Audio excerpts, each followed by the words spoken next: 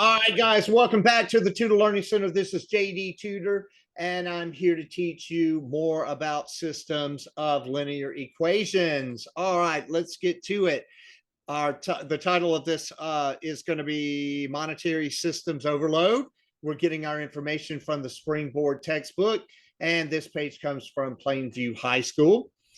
All right, lesson 3.1. 3-1, solving systems of two equations into variables. So guys, let me give you the rundown real quick so we can know what we're looking at. System of equations, you should have learned this kind of in the 9th grade or so. So our system of equations is a group of equations of two separate equations, one on top of the other, that mirror y equals mx plus b. And y equals mx plus b. And now with these, first, guys, just in case you have forgotten y equals mx plus b, or you don't know about it, please go back to my recent videos of y equals mx plus b. It's going to cover everything in detail, all the signs, all the combinations of everything you could ever imagine in there, all the technicalities. I didn't leave any stone unturned. So go back and review that first before you come onto this page, because you're really going to kind of have to know what you're doing with y equals mx plus b. All right, so let's get back to it. With these two equations, you can get a line, two lines that cross each other, and you dot that in the middle right at the intersection, right? Remember that. You can get two lines that are parallel, and you can also just get one line that's going to be up or down that both of these represent. It can represent this, this, or that. All right, remember that from your early days in high school? Good. All right, let's get this cleared. Let's read the first part. Learning targets. Use graphing, substitution, and elimination to solve systems of linear equations into variables. Formulate systems of linear equations into variables to model real-world solutions. All right. Have you ever noticed that when an item is popular and many people want to buy it, the price goes up? But items that no one wants are marked down to a lower price. The change in an item's price and quantity available to buy are the basis of the concept of supply and demand in economics. Demand refers to the quantity that people are willing to buy at a particular price. Supply refers to the quantity that the manufacturer is willing to produce at that particular price, at a particular price. The final price that the customer sees is the result of both supply and demand, which is down here on your graph. Both supply and demand. That looks kind of familiar. Two lines that cross with the dot in the middle. We did that one already. Kind of. All right. Let's see. Suppose that during a 6-month time period, the supply and demand for gasoline has been tracked and approximated by these functions, where Q represents millions of barrels of gasoline and P represents price per gallon in dollars. All right, so we are looking at Q, which is your X right here, and your Y equals MX plus B, and P is your Y, as in Y equals MX plus B. All right, and here we have your P is your Y axis and your Q is your X axis, right down here on your graph, if you can't see where I am, down here at the bottom. All right, so let's look at these individually. So demand function and supply function. So the demand function is your P. So this is your demand function, right? And this is your, hold on, I'm sorry, this is your demand function because it has a negative, right? And oops, get rid of that. And then this is your supply function because it has a positive on there, right? So it has a positive. You can't see it, but we know it's there. All right. All right. So you can actually write these out if you want to. You can write the whole equation out If you really want to, that's a negative. So you can write it down here. P equals negative 0.7 and so on. Okay. And you can write up here P equals 1.5 Q and so on. Okay. If you want to do that to keep them straight. All right. Let's get with it.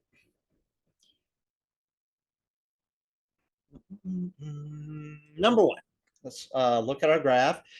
Number one, find an approximation of the coordinates of the intersection of the supply and demand functions. Explain what the point represents. So that point that they meet in the middle, let's see what that represents. So sample answer is going to be 9.15 and 3.30. That's your X and your Y. Okay, and remember, the P stands for Y and axis, and the X stands for the Q, your X axis, right? At a price of $3.30, people will demand 9.15 million gallons of gas, and companies will be willing to supply it. All right. How did we get to these, though? How did we get to this 9.15 and this 3.3? If you're like me, they jumped in the middle of something. How do I know? Right. So let's go up a little bit and let's look. We are going to do a problem in probably like number 3, but I'll just show you ahead of time. So you're going to take this and put an equal sign, and you're going to take this. So it's going to be this first one equals the second one. And then you're going to do basic algebra, move all the variables to one side, move all the whole numbers to the other side, right? Regular algebra. All right. That's how we do it. I like to tell you guys everything up front, just so you kind of know what you're getting into. All right, so let's look at number 2. And that, I'm sorry, guys, that's how they got the 9.15 and the 3.3. We're going to look at this a little further in number 3, but let's go to number 2. What problems can arise when solving a system of equations by graphing? If the solution does not have integer values, it will be very difficult to determine the solution with adequate accuracy. All right, let's look at number 3, guys. Has it kind of laid out for us here? All right, so model with mathematics for parts A through C, graph each system, determine the numbers of solutions. All right, so here we have that system of equations I was talking about. Mirrors y equals mx plus b, y equals x plus 1, and y equals negative x plus 4. So let's break them down. All right, so our b, which is our y-intercept, is b1, so b positive 1. And our slope, which is our m, oh, you're like, oh, but there's nothing there. Well, if you would have watched my video on y equals mx plus b, you would know that there was a silent 1 there. So our slope is a silent 1, and it just happens to be positive, right? So this is easy, guys. Let's stop right here, right? We can identify, right? If you have to identify on a test, that's a positive. Our positives always go up. So this is our x plus 1, right? And then let's look at the second one. Let's break that down. Our b is going to be our y-intercept, which is 4.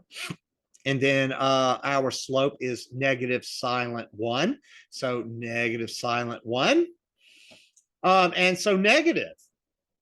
It's got a negative on it. We know negatives. Negative slopes go downward. So we're going to say negative x plus 4.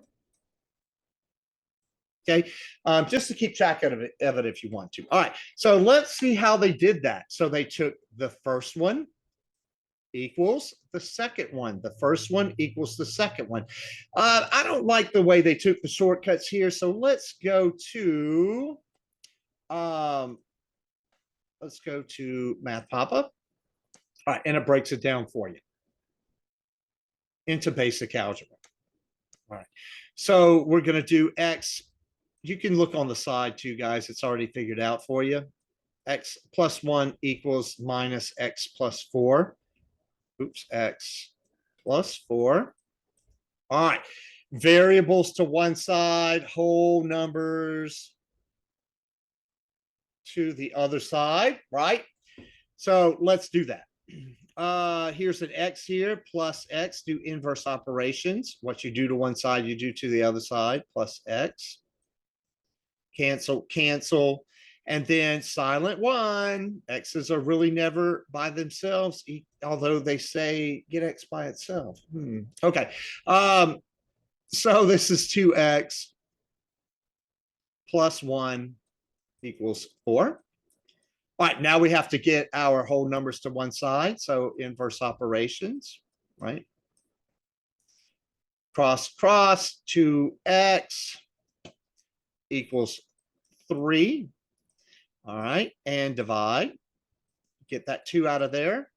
All right, cross, cross, cross, x equals, oh, actually not cross there. X equals 3 halves, 3 seconds. Okay. All right, so 3 seconds, is that what we have? Let's get back to it. Yes, it is what we have, 3 seconds. X equals 3 seconds. So let's go back up to the first one right here. All right, and I have done that one for you. Y equals x plus 1. Now, what did we say x was? 3 halves. So we're going to take that 3 halves and put it right there where that x is. All right, so that's what we did. Y equals 3 halves plus 1. All right, and okay, let's see. So y equals, we replace that x with 3 halves plus 1. All right, and so how do we turn that 1 into a fraction? Put it over a 1, right? A whole number into a fraction, put it over a 1. And we need the common denominator here. So, but we can take the shortcut. We can just do 2 times 1 is 2. 2 times 1 is 2 plus, oops, 3 times 1 is 3. All right. Y equals 5 over 2. That's what we have. So here's our y. So we had our x, which was here. This was our x equaled 3 halves. And our y, oops, excuse my handwriting, equals 5 halves. All right. So now we have both of them, right? All right, there we go. So we had our x here, and then we had our y. Our x here, and then we had our y officially here.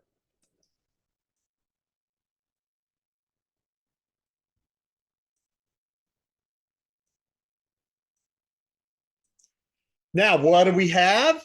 We have different slopes, okay? One going in a positive, one going in a negative. All right. Let's see, different slopes lines intersect. We call this one solution. Remember that from 9th grade? All right, it's consistent and independent. All right, consistent and independent of each other, right? So how is it consistent? So let's look. Let's take the first one, which is going, which is our positive slope, right? Which is going to be our 1. Our rise over run is going to be, well, we put it over a 1, right? How do you make a whole number into a fraction? Put it over a 1. That's how we get our rise over run. So let's look. We're going to start at the y-intercept, which is 1. We're going the up slope. Let's look at our 1 right here. Up 1 over 1, up 1 over 1, up 1 over 1, up 1 over 1, up 1 over 1, all the way to eternity, right? All right, let's look at our negative. All right, and we're going to start at y-intercept 4. And we're going to do our negative over 1, right, to get our slope. So we know by the sign it's going downward. So going down, y-intercept, we start at 4. So let's go down 1 over 1, down 1 over 1, down 1 over 1, down 1 over 1, down 1 over 1, down 1 over 1. Sorry, got a little off there, but you guys get it. All right. So excuse the mess on the board. All right, there. All right, that's how we get it, guys. That's how we get it, through basic algebra. Okay.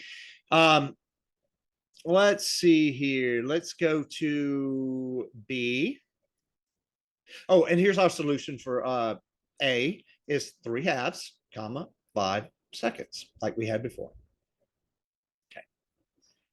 Now, let's do B. Let's take y equals 5 plus 2x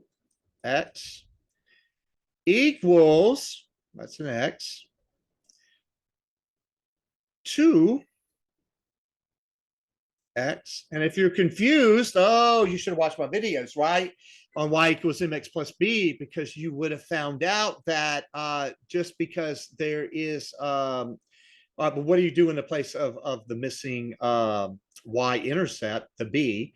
You put a 0 there if you want to. I mean, you don't have to, but we can. Let's put a 0 for clarity. Okay. All right. So now we move all the variables to one side and all of the whole numbers to the other side. So let's do -5, -5. Okay. Cross. 2x equals 2x minus 5. Okay. And minus 2x and minus 2x. Ooh. Oh.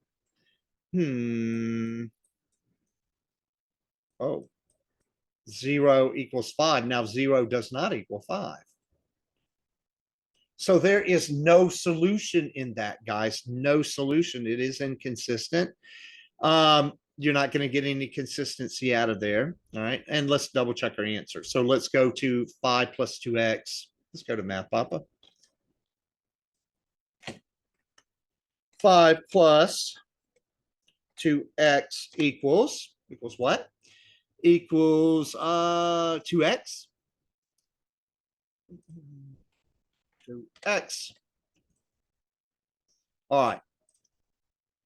All right. So 0 does not equal -5. 0 does not. Oh, I'm sorry. I forgot the -5 right there. Ooh. I always preach to my students, but I didn't do it. All right. So 0 equals -5, and it is no solution. 0, this would be a false statement. False. Because 0 does not equal. All right, let's go back to it. Okay, so inconsistent and no solution. The lines are parallel in this case. Okay, the lines are parallel in this case. If you took those and you added them to the graph, just like we did up here in A, right? So let's do C. All right, so pencil. We're going to take this one. And now they broke it down again for you. Okay. Let's see. Oh, we got a problem to figure out first, guys. We have something attached to these. And if you remember, we'll just take what is on the 2y and we're just going to divide that 2 by everything. Right? Right? Cancel, cancel, cancel, cancel, cancel. That's going to be 2 over 1, which equals 2. So we're going to get basically y equals 1 plus 2x. Oh, that looks familiar at our top one, doesn't it? Y equals 2x plus 1. All right, but if you put this in standard form, right, it's going to equal out to be that. All right, same slope. It's going to be the same slope, the same y-intercept, the same line. It's going to be consistent and dependent on each other, right? As the other ones, the one at the top was independent. They were independent from each other. All they did was cross. But this one's going to be dependent on each other, right? And they're infinite. They're infinite. Okay. All right. So D is going to sum it all up. Graphing two linear equations illustrates the relationships of the lines. Classify the systems in parts A through C as consistent, independent, consistent, and dependent, or inconsistent. So 3A would be consistent and independent. 3B would be inconsistent, and 3C would be consistent and dependent. All right, let's move on. All right, let's do check your understanding. Describe how you can tell whether a system of two equations is dependent and consistent by looking at its graph. All right, so we kind of touched on that just now. So number 4, if a system is independent, we're looking right up here, guys, on the side, on the notes. If a system is independent and consistent, the two lines will intersect because they're independent of each other, right?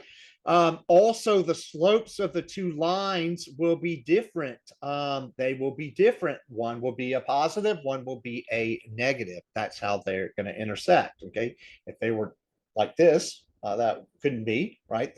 They're dependent of each other. I mean, I'm sorry, not dependent. They're still independent, but they wouldn't cross, right? Number 5, the graph of a system of two equations is a pair of parallel lines. So classify the system, explain your reasoning. So if the two lines are parallel, the system will be inconsistent because the lines will never cross and there will be no solution. Number 6, make sense of problems. So a system of two linear equations is dependent and consistent. Describe the graph of the system and explain its meaning, right? The graph of this system is one line because both of those systems of equations equal out to the same exact thing, forming one line dependent on each other, right? It will create a graph of the same line. There are infinite numbers of solutions on the line. Let's look at number 7. Marlon is buying a used car. The dealership offers him 2 payment plans as shown in the table. All right, so it looks like we are creating a system, doesn't it? Right, with the bracket mentally. So let's look at plan number 1. Here's our payment types. Plan number 1, 0 down payment, 300 monthly. Oh, that sounds like a real world problem, doesn't it? Plan number 2, 3,600 down, 200 monthly. Oh, lowers it, doesn't it? So Marlon wants to answer this question. How many months will it take for him to have paid the same amount using either plan? Work with your groups on parts A through F and determine the answer to Marlon's question. So let's look at A. All right, write an equation that models the amount y. All right, so does that look like y equals mx plus b?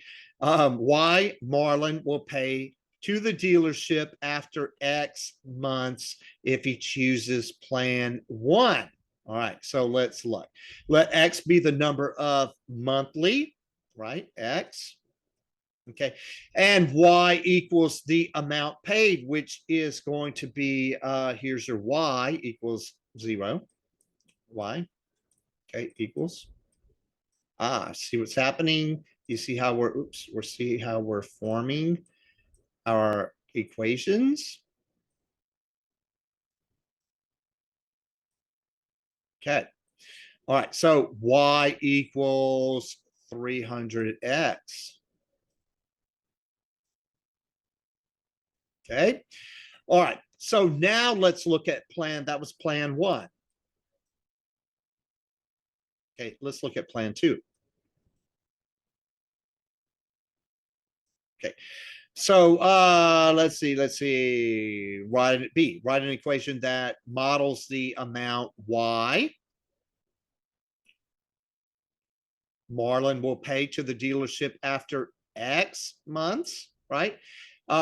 If he chooses plan two. Now we already said that now that was the 300 before the X, right? That was your slope, right? Are we starting to kind of get it? Right now, here's your slope as well. So y equals 200x. But oh, guys, we have something on here. We have something on here that's extra that we didn't have up there. Remember that y-intercept was 0, right? We didn't put it. We don't have to put it. All right. And this was our y-intercept. So our y-intercept is here. Your y-intercept is here in this first column. So plus 3,600. Okay. So now we have our two system of equations. Let's go to number C, or letter C. Letter C. Write the equations as a system of equations. We already kind of did that. I kind of geared you up for that. Y equals 300x. Really, that's a plus 0, right? If you really want to balance everything out. All right. And then y equals 200x plus 36. And remember what we did, right? Remember all the steps we did. We took this 300, we put the equal, we did the 200x plus the 3,600, right? So we did that. And then we did basic algebra, right? Remember we did this.